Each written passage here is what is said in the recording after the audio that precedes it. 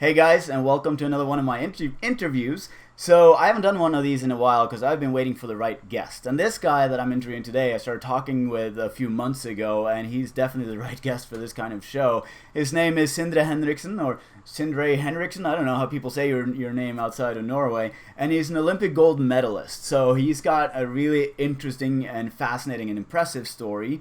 But athleticism and sports isn't actually what he's here to talk about. He's got something even more exciting than that. So we're going to go through both of those a little bit. But before I kind of keep talking, because I like to talk, Sindre, how about you tell us a little bit about yourself, where you're from, what you do, all that stuff.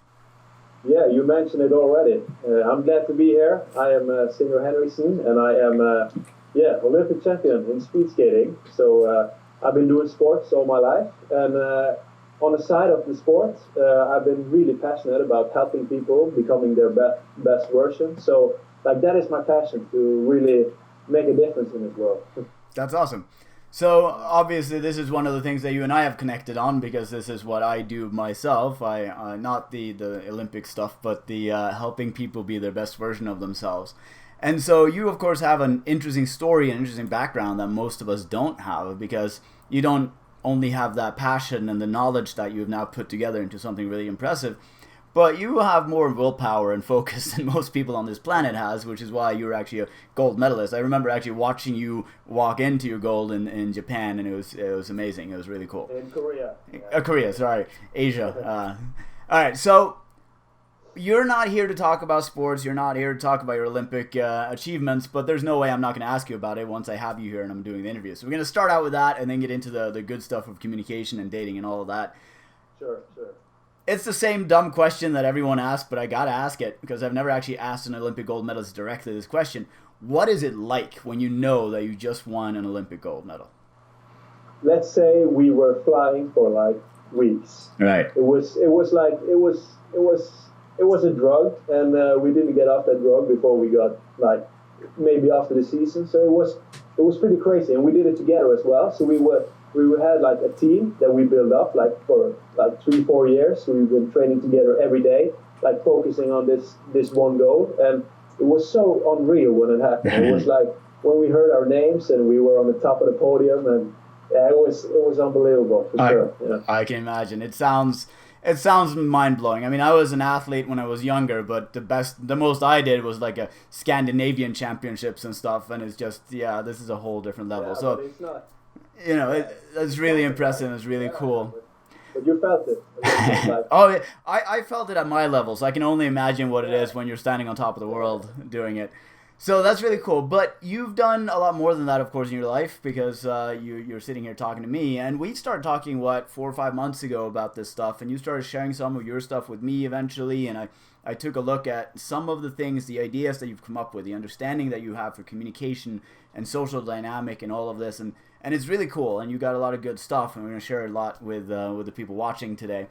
But what's your story? I mean, outside of sports, were you a regular kid? Were you the cool kid in school? Were you the shy kid? And what happened as you grew up?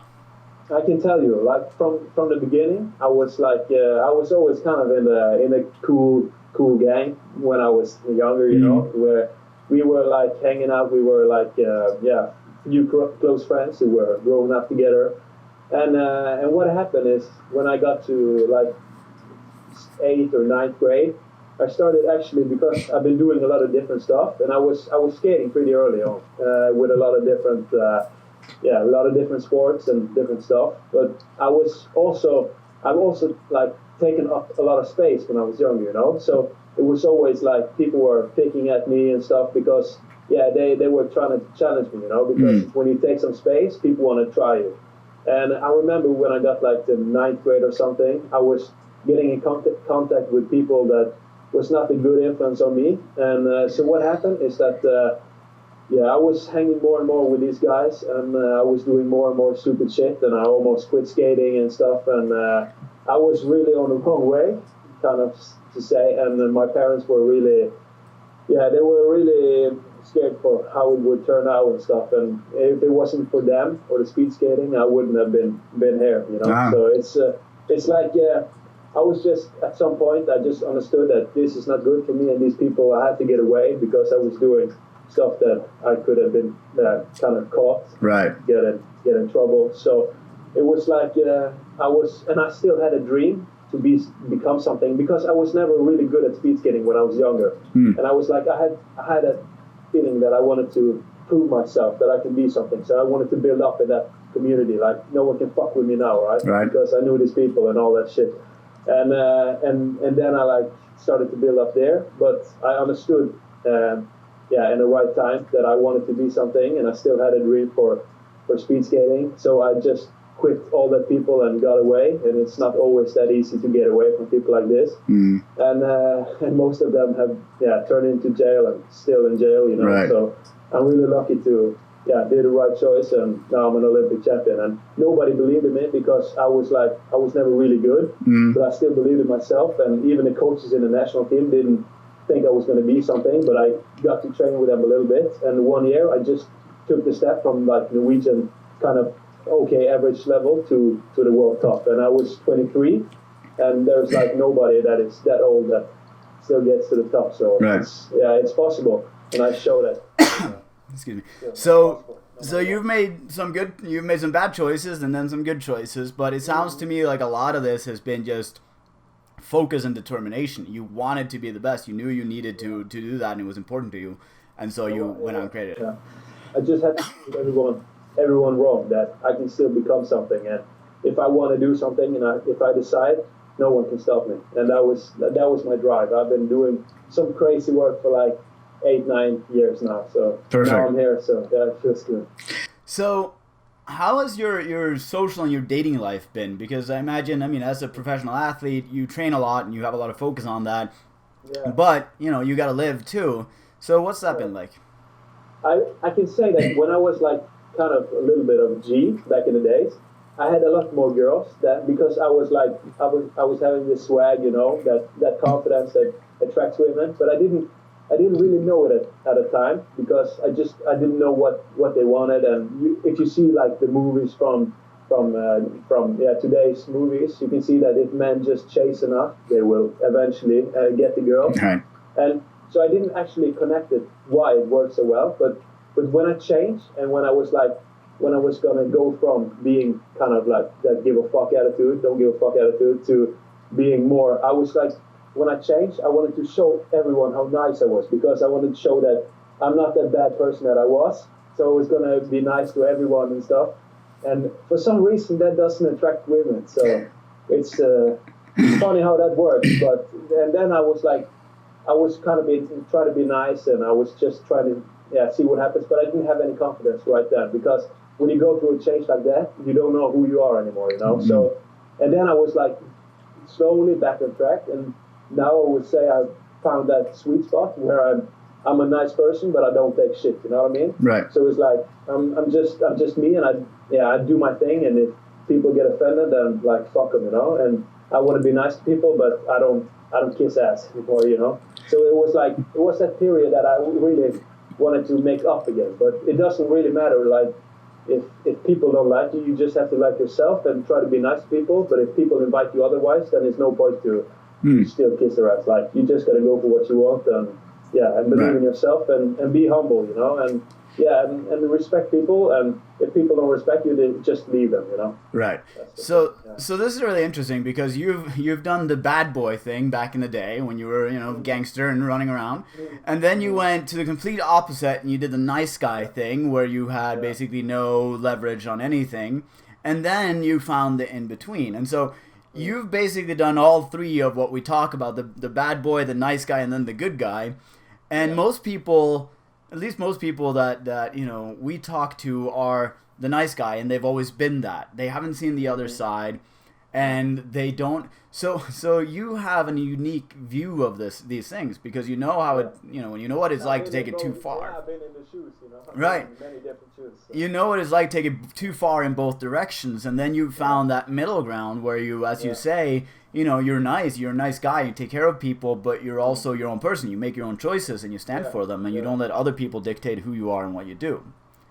So that's perfect. So that's something that most coaches, even I, never had. I was never the bad boy. I was always a nice guy, and then I went over to realizing that I needed to be a little more myself. So that's a unique view, and that's really interesting. And I assume that it's something that you draw a lot from when when you're talking about this and helping other people with it. Yeah, and I think also that's also one of my passions, because like why I have this passion for helping people is because I've been at the darkest place. Like when I changed from being that cocky motherfucker, walking around and think I was like the king of the school, to like really because I'm like, everyone is nice at their core. It's like, and when you want to prove something and you want to be nice to people, and you can see that you don't make anyone happy if you just try to be nice to everyone, and if you don't do anything for yourself and don't have any confidence. So, and I was so depressed at that time. So I just really, and I think all this journey made me like read people a lot better. I could just tell how people are and how people felt, and I've been there, so I know how much it sucks, to be in a place like that. So I just wanna. Yeah, I want to make a difference and show that it's possible. No matter where you've been, you can still achieve whatever. Right. And you can be whatever. It's like you can be whatever you want. Whatever you decide in your mind, you can become it. It's that simple. You just have to dedicate it. Very cool. Dedicate your time. Yeah. So, what was your first steps? I mean, you already told us about how you went from being the bad boy to being the way too nice guy. What were the steps that you took to kind of get out of that nice guy role and get back to having the confidence of being yourself but not being a dick about it? I think it was time is always on your side, right? It's like time, and I was just getting. I've always been really good at making friends. I've been always really social and really good socially. So I've been like having this. Always this charm and making people like me, because I just understood that if you're genuinely interested in who people are and like connect with them, they will automatically like you. So it's like I've always made a lot of friends, and I just started to make more and more friends, and I got into like really good peer groups that was like backing me up and was like kind of reflected like me. So I was like finding myself kind of again, and I was like finding people that were like myself, like attracts like. That's just how it is. And then I was like building my confidence, and I got like into the popular group again, and I was like slowly just getting more and more results in speed skating, and people were just looking more and more up to me. So it was just a slowly process. Very cool. So you're talking about putting time and effort into something rather than looking for the quick fix and the quick solution. And it sounds to me like that's been your story both in speed skating, because you weren't a natural talent. You weren't even that good when you were younger. You just worked on it, use of time and focus and energy. And then you changed yourself, and changing yourself into the best version of yourself was the same thing, just plugging away at it and figuring out step by step as you went. Yeah. So I was taking sports management, or what it's called, something like that. In Norway, it's a different name, of course. And what I found was like people that like were like myself, that has been through a lot of tough situations and stuff. They were also really into like self-development and all this stuff. So it was just a slowly journey where I just love to. I always had a mindset where I want to become my best version no matter what I do, and especially things that I have a desire to achieve. And I was just like, I'm not going to accept being a mediocre average. I'm going to find out as much as I can about everything so that I can live the life that I want. Very cool. That's been my passion all my life. So this tends to be a tricky question for anyone to answer, and especially those who understand that it takes time and you got to work through it step by step. But I like asking it anyway to see what people say. Could you point out the one or two or maybe even three like most important things that you learned when you went from being too nice to getting more of the social results that you wanted by still being a nice guy but not taking shit? I can tell you that like people will act consistently of how they view themselves to be, right? Whether the view is accurate or not. So it's like when you view yourself as a value, and it's like everyone else will see you as the version you see yourself. So if you don't respect yourself, nobody else will. But if you respect yourself and your time, and you put out positive energy, but you don't take shit, you will invite people to treat you a good way. But if you take shit and you're still like hanging on and like trying to get more of it, kind of like that, it's like you invite them to treat you like shit, because people will never do or say anything to you that is not a direct reflection of how they feel about themselves in the moment. So if people talk shit to you, it's only what they reflect themselves. and people will never do or say anything to you that you don't invite them to do. So if someone doesn't treat you well, you have to just communicate to them that this is not acceptable, and if they don't listen or do anything about it, you leave them. It's like the strongest negotiation position is being able to walk away and mean it. Absolutely. Yeah. All right. So I would agree. This is one of the most core concepts and principles that most people don't live by. They basically accept other people's behavior, and they keep people around, they keep relationships around that they shouldn't, whether it's friendships or romantic or even professional ones. Yeah, they accept it. Yeah, absolutely. Yeah. So what would you say, as someone who has put all this work into yourself, both physically and socially and mentally, and done all of the things that you have done? I mean, at times, people hear about people like you, and they go, well, they gotta be just like full of motivation and energy all the time and always focused and never in issues. Is that true? Do you ever get demotivated and tired and sick of things? Sometimes, of course, they can be like, if it's raining heavily and I have to do like a 4-hour ride, sometimes it can be like, fuck this. But at the same time, I gotta remember my goal. And when I look at it, it's like, if I want to be the best and I want to stand on top of the podium, I have to do this work. And it's like, will I forgive myself if I stand there, number 4, without doing this workout because I was afraid to go out or didn't want it to? Of course not. It's like, you always have to use fear as your motivation, because let's say people are afraid to like pick up a girl or something, but if you use fear as a motivation, it will be more like, how would my life look like if I don't have the balls to pick her up? It's like that picture is a lot scarier to most people, because then you will end up alone like a sad old man. So you're choosing short-term pain. You don't want to do something right now, but you're choosing to do it anyway over long-term pain. Yeah, you have to have that perspective, because then it gets easy. But it's so easy to forget the big perspective and just think in this moment. But you have to look forward, what you want to do. Like what you do today will kind of determine where you will end up in 10, 20, 30 years. So yeah, you have to keep that in mind. Right.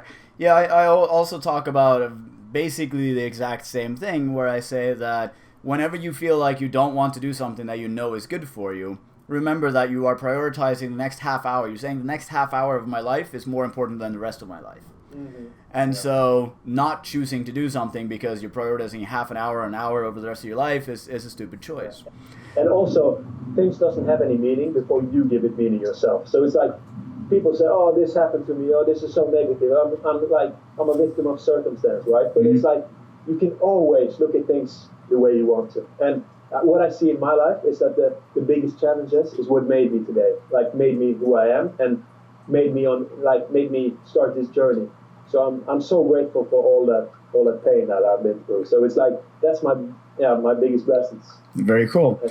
So let's talk about a little more about what you do for other people and the stuff that you're sharing, because you have a lot of good insights and got a lot of good ideas. Some of them, of course, based on your experience, and some based on your conversations with others and things you've learned. Now, if you were to talk to someone who is still in that nice guy place, they might have friends and they might have some real friends, but mostly they have acquaintances and people that they just kind of, try to behave nicely around to make people like them. So they're having a hard time having the social circles that they want. They don't have the dating life that they want. What would be some of the first steps that you would recommend they take? They have to kind of look themselves in the eye and decide that now it's time to stop living by others' expectations and stuff, because they're not nice because they're nicer than kind of like us, but it's like they're too weak to actually stand up for what they really believe in and speak their truth, because they're so afraid of what other people might think and all that shit. But it's like, they have to realize that it doesn't matter what people think or not, because there are so many people in this world that if someone doesn't like you and likes who you are, there is always someone else who will. And it's like, you have to understand that nobody likes people that are not their authentic self. So it's like, they think that that's what people want, but actually nobody respects them, and they know it deep down, but they're so afraid because they've been stuck in this box where everyone thinks they're like this and like that. But they have to just stand up and fight. It's like, now today they have to decide that they're going to be themselves, and if someone doesn't like them or accept them, then they can just fuck off. It's that mentality you need to have. It's like you leave them if they don't respect you. And if people really love you, they will be there no matter what, and they will accept you for who you are. But it's like most friends are not really your friends. They will not be there the day that you really need them. It's like many people are just, you will find out when you get older and more confident who is really on your team and are there for you no matter what, and who is just using you whenever they need it. It's like toxic people. So you have to, it's not only about relationships and stuff. It's like what I talk about in my audiobook and all that. It's like I'm also talking about everything. It's all connected. It's like you have to understand that your quality of your life is in direct proportion of the quality of the people you consistently spend your time with.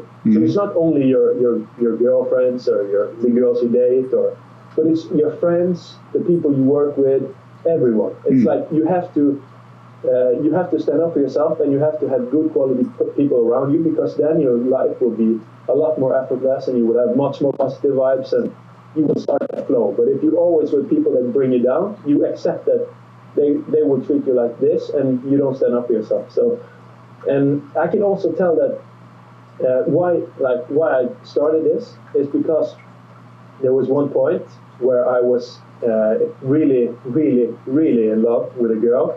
It was like first time I connected like crazy. I was like, I never felt like that before, when people fall in love first time, it's kind of like that. And we were dating for a while, and I was just so in heaven because there were so many other things that had been going really well. And one day it just crashed because I wasn't experienced enough then, so I didn't really understand how women were, like why they did what they did and how a woman's mind operates and stuff. So I was like, I was not sure, and there was like a little bit complicated situation. So she didn't really know what I wanted as well and what I was interested in. So it was like we were not we didn't know where we had each other, and it ended really bad. And I was like, because she didn't thought that I was into her and stuff. So it just created a lot of drama, and when it ended. And I was so in love, and I was so broken at that time because I never felt like this. And then it went like 2-3 days, and it was all over. And I couldn't function. I was so depressed, and my season was over. And it was the first year I've been on the top, so everything was like a drug all the way. And then everything crashed, and I was like, is this all? Is this it? And I was like, because I was nobody, and then I was like on top, and you kind of lose a little perspective when you get from nothing to the top, and that happened as well. And I was so depressed, and I couldn't function for like a month or two. And I had some good friends that helped me, but then I just decided that I'm gonna dig deep into this stuff. I'm gonna really find out how it works, because I really I love women like most men do it. And when you're in love like this, it's like no feeling is worse than when it's a heartbreak like that. And right. It was never going to happen again. I was just deciding that I'm going to learn everything there is out there and find out how this really works and why it ended like it did. And I found all the answers, and I re-attracted the girl, and we entered a relationship that was heaven from day one. She was so heavily in love, and I felt the same, and it was amazing. And good. I'm so glad because I did all that work. I got to experience what I really dreamed about. So it's perfect. Like I want other people to have the same feeling, because most people settle for less, and they think that this is just my life, and he's just lucky to have a girl like that. But no, you can do it as well if you just do the work and understand how things work. And most people are not like me. That's the problem. They don't want to do everything they can to really learn and apply all this stuff. But if you just put in the time, you will have the results. It's that easy. Yeah. That simple. It's definitely, I mean, most people don't put much work into anything. The people listening to interviews like this are the people who want to put work into it, and some of them already are, and some of them are doing amazingly, and some are just starting out. But just anyone listening to this, we know automatically they're listening to this because they want changes, they want improvement, they want to grow, they want to improve their life and themselves. So, you talk about putting in the work and putting in the time, and I couldn't agree more. What do you mean? Let's take an example. Let's say that we're talking about a guy who's mid-20s or early 30s or something, and he's, he might have had a girlfriend or two, but he's not happy with his dating life. He might have some friends. He might go out for drinks every now and then with his friends, but not very often does he meet anyone interesting where anything actually happens. So what are some changes that you would recommend that he'd make in his life or in the way that he does things to improve that?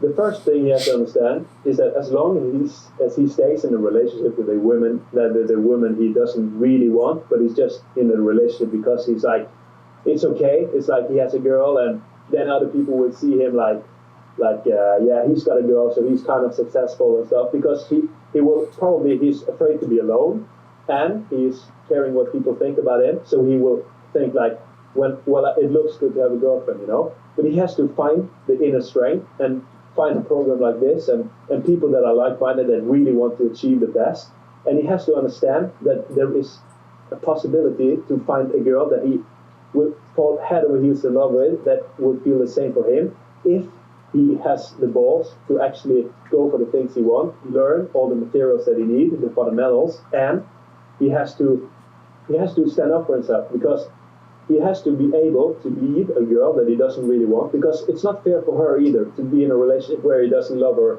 100%. It's not good for none of them, So he has to really have that understanding that there is a possibility, if he learns and applies all this material, he's gonna have no problem to have a girl fall in love with him, and he doesn't have to settle for less. And I talk about the alpha male and stuff. It's like it's always a lot of discussions on what an alpha male is, and some people say that it's the leader, and it's kind of true. But it's like, I would say that an alpha male is a leader in his own life. So he's able to go for the things he wants, no matter what people think about it. And he has to come to a place where he actually can be okay with being alone and be happy with himself, because you have to be happy with yourself before you can find someone else that you also will be happy with, because you attract who you are. And it's so important to find that inner strength and not settle for less. So you have to look at yourself like a high value, and you have to be able to be alone, and then you have to be interested in learning materials like this, and you have to understand that it will take time, but you have to dedicate yourself to this and just take slowly steps. And there's no way that you won't get the results if you just apply it and really dig deep and go out there to the world and just put yourself out in the world. So far you've talked about putting in the work, putting in the time, becoming the person who doesn't put up with others but leads his own life and makes his own choices, who keeps the people around who support him and who love him and respect him, and leave the ones behind that don't. The one who's a leader of his own life, the alpha of his own existence, and not necessarily the leader of others, but at least in his own life, and sees his own value, and how important it is to show people that how much you care about yourself, what you think of yourself, because that's what you're going to get back from others. And so all of this, of course, I completely agree with, and they're right on, spot on. But I know that a lot of people who listen to these things, they're also looking for those techniques, those specific how-tos, the 1, 2, 3 type things. So I looked at your program, of course, and there's a lot of good stuff in there. What would be your favorite, or what you would think would be the most useful for most people in a step-by-step, a technique, or something that someone can go out and start using to get better social or romantic results? Okay, I can tell you, women they pre-select guys all the time. So women automatically, subconsciously know what a high-value male will act like and how he will be, how his presence will be.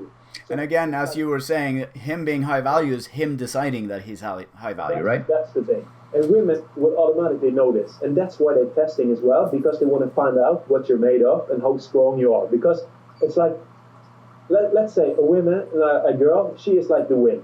She will come and go. It's like, it's so many emotions, And she needs a man that is like a mountain that stands still no matter what, because otherwise it would be like you and me investing money in a bank that will get robbed. Because she has to know that if she will invest feelings, she needs a strong man that has a high value, that goes for the things he wants and have all these qualities. So the thing is, what I teach you in this program is kind of, you will kind of get the tricks or kind of the techniques and strategies, as you say, to pretend that you're high value. You will have all the qualities and you will do all the things that a high value male will do. So she will automatically assume and think subconsciously that you are high value. So attraction is not a choice. That's the first thing we have to understand. So it's like she will fall in love no matter what if you do these things. That's why it's so predictable, so people can use it and see.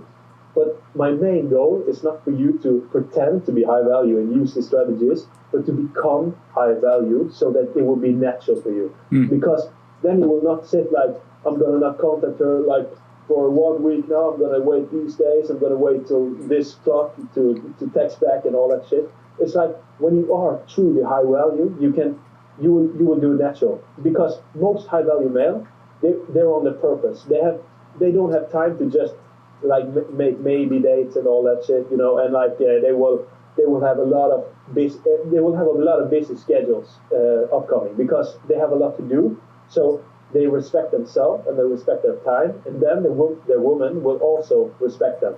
But if you don't respect your time, she will not respect it either. That's the way. So it's like she has to know that you are a man who respects yourself, your time, and have a mission. And the other thing is that they are really pre-selective. That means that if a woman knows that you have other options, that there is other beautiful women especially that are interested in you, she will find you more attractive because that's how they're made. So it's like if you have the high value mindset, she will assume that you date other women because you're not needy, you're not desperate. And that's what women are dying for. A man that is not needy and desperate and that have a lot of choices. So she will try to convince you that she is the one for you. Interesting. They will chase you. That's the thing. Okay. It's a complete mindset change. So we've mentioned your program several times, but I didn't even give it an intro when we started. So just like a index list, can you tell us what are the different topics? What are the different things that your program deals with? Okay, I can tell you. My first part of the program is just explaining a little bit about it, of course, and then I go into the pickup stage. It's like, because you have to understand that there is pickup, dating, and relationships. There is like this audio book has the whole spectrum, and the thing is, a lot of like pickup advice and stuff out there. It's like they only focus on picking up, and that's it. And it's like picking up girls. It's like you have to know a little bit, and you have to have some confidence, but it's not a lot you have to know. You just need some experience. But if you want to be successful long term, and me personally, I'm all in for like quality relationships. That's what like. That's my desire.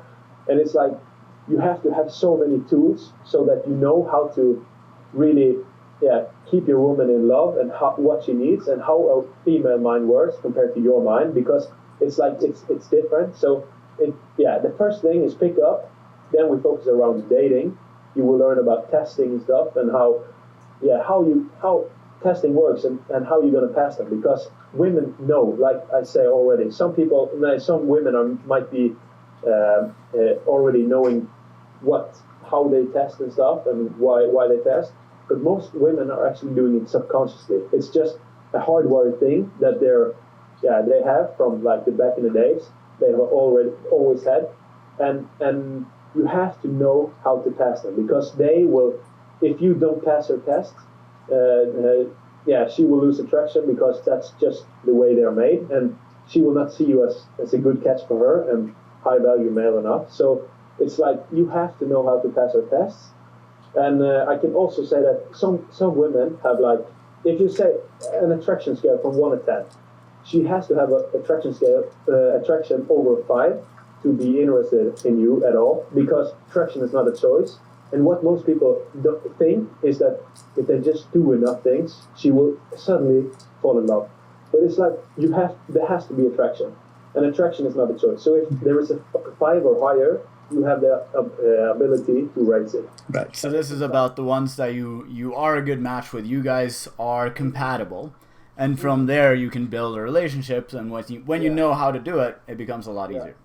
Yeah, and you have to know, because if she's a 5 and you do something wrong, you are out, and you don't have a chance. That's the way it is. I found this. I've used it so many times in my life, so I can tell this knowledge is not only work for thousands of others, but it's like I've been using it so many years in my life, so I can just. It's so predictable. It's like the sun coming up in the morning. It's that predictable. And if she has a higher attraction, like it's pretty rare, but if it's like a 7 in the beginning, most people have probably experienced where they meet a girl and it's like they can just feel it. She's really interested and you feel the same. Then it's probably around a 7, and then you can do a little bit more mistakes. But if you do too many, she's out. But then you can do some mistakes, but you cannot do too many. But if you want to race it, you have to know what you're doing. Yeah. And so that's the seduction stage or the pickup stage, and then you have, but your program of course does more than what most people do because you don't stop there. No, and that's the thing, because most people focus only around dating, and it's like, yeah, you have to know what you're doing if you want a girl to fall in love with you and all that. But if you want to keep it alive, it's a lot more knowledge, and it's a lot. Like, you have to know a lot, but it's not the same. Even if there's some parallels, of course, from the dating to the relationship, you have to have the relationship skills. It's like there's no way around it, because if you don't know how to communicate effectively, how she thinks, how she communicates, like what she means in different situations, and how she tests out in a relationship. I talk about masculine and feminine energy. It's like how the polarity is important for attraction. And it's like you also have to find out your own core, because you attract depending on your own core. And some people have a really masculine energy. Masculine energy is like drive, purpose, mission, accomplishment, succeeding, breaking through barriers, like outslaying the dragon. Like if we see it like kind of back in the days, that's masculine energy. But feminine energy is like it's bonding, connecting. It's like that's why women look good. It's like they want to get your attention. That's why they hint, because it's like it's masculine energy to be direct, decisive, go for what they want. But women just hint, and if you don't know what she means when she's hinting, it's like she's kind of giving you the option to do something about it. But feminine women will probably not like go and be direct like men. And there's a difference in the relationship as well. It's like it's so many factors, like to keep it alive, how you're gonna keep the anticipation, how you're gonna be kind of a mystery to her, because like women love mystery at the same time as they have to kind of know what they're getting from you as well and who you are. And so this is a journey, and people only retain like 7 to 10% of what they read and listen to. So that's why I've been the books I've been studying the most, I've been reading them like 20, 30 times. And that's why it's like, for me, it's kind of like, it's a mindset now. It's like, it's the way I live. I live by this. It's not like, I'm not sitting home and doing strategies anymore. I just am a high value male. I just have like when I'm dating, I'm not dating only one girl, because like, I see like when you're in a dating phase, it's like more like you're out there kind of, it's no, like, she doesn't deserve your full time before you're kind of in a relationship phase. So it's like you look at yourself like a high value, and you see what's out there, and it's like that's the mindset like of a high value male. They will not just sit home and just be nice and stuff when they're not in a relationship, and she has to earn you at the same way as you have to earn them. So it's like, it's not like I'm sitting home and no, I'm going to contact her like in 2 days. I'm just going to sit there for 2 days and then I'm going to contact her. It's like I'm out doing things. I have a busy life, and I can't always make the weekends because I have things to do. And that's the interesting thing, because when you have things to do and you're a little bit unavailable, she will become really interested, because that's like that's a click in her brain, because she knows that you're a high value male and you're doing something for the world. And that's kind of, I think that's why women are like that, because that helps us do something productive, not just chasing girls and do nothing other than that. Yeah, and as you say, this goes both ways, and so it's about that balance of, it's never just one-sided. It's not just the guy who needs to be good enough for the girl needs to be good enough for the guy. It's not about going out and picking up anyone. It's about finding those that you have a compatibility with, and then knowing how to, increase that attraction and all of that. Yeah, and don't waste your time. Right. Someone that doesn't attract it. Right. Well, that's wonderful. And you usually sell this program for what, 69 euros or 699 for the Norwegians, but right now you're gonna give away some of it for free, I think. Yeah, I will give away actually almost half of it. There you go. Because I don't want people to just buy something and maybe not look at it, but I want people to really get the results. I want to give out value so people can see that it works for them. Because as I say, if you just believe in this and take my advice and just do what I say and let it become a part of you, you will see that it will work for you. And it's like use fear as a motivation. Like, what's the worst thing that can happen? Like, if you don't do anything about it, you probably know where you're gonna end up. But if you don't dare to try it, but if you try it and for some reason it shouldn't have worked for you, you can always go back to your old ways. So you have nothing to lose, but you have to give it a fair shot. So, guys, if you like Sindre's mindset, if you feel like what he's been talking about reflects with you and speaks to you, he's giving away a bunch of this program that people usually pay good money for free right now.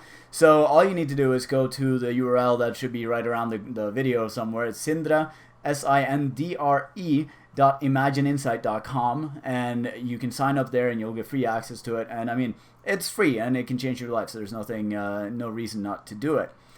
So, yeah, that sounds amazing. And of course, if people want to get in touch with you after signing up for the program, they'll have your email and stuff so they can reach out to you directly as well, right? Sure. Yeah. Exactly. Yeah. So, I just want to thank you so much for being here. I think this was very interesting, and I loved hearing about your life and you know, all the experiences that you've had and the changes you've gone through and the ideas that you have. So hopefully our listeners thought that this was as interesting as I did, and hopefully a lot of them will get a lot from not just all the stuff you've shared today, but also what you're giving away on your program. Yeah, thank you. My pleasure. All right, wonderful. Well, guys, I'll be back with another interview at some point, but for now, reach out to me or reach out to Sindre if you have any trouble, if you have any questions, and please go check out his program. I've listened to quite a bit of it myself, and it was one of the reasons why I want him on here. So, yeah, I'll talk to everyone soon, and again, Sindre, thanks for being here. Thank you. Great.